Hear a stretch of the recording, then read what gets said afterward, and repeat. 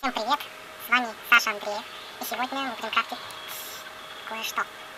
В этом видео мы будем крафтить, на мой взгляд, бесполезную шляпу, самурайский шлем.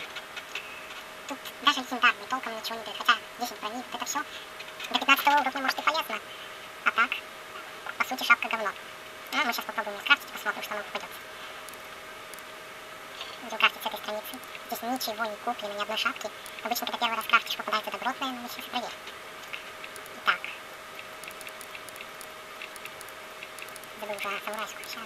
Вот она. Стоит она 27 рублей. Наша крутая шляпа. Ну, мы сейчас что-нибудь попробуем сделать. Так. Перед тем, как крафтить, я вам кое-что покажу. Здесь в нашей группе, хорошая группа, здесь много других разных крафтов. Также много всяких полезных вещей, которые вам пригодятся. Также есть вот такое вот прикольное приложение. Называется Крафт. Там можно испытать свою удачу. Например, вот мы будем крафтить самурайский. Итак, нам попадается с первой попытки эпичный. Это самый крутой. С первой попытки. Ну, тут нам повезло, там не знаю. Что вроде подумали, что это совпадение с крафтом, например, хронированный. Ну, с первого раза, да, тут по всей мыши.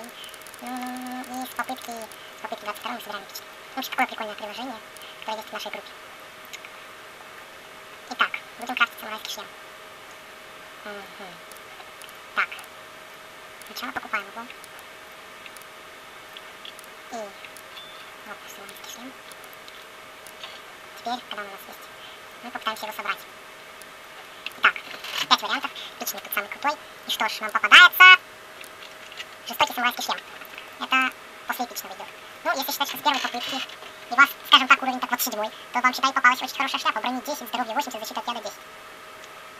Считайте, вам повезло. И это с первой попытки и самый первый крафт на этой странице.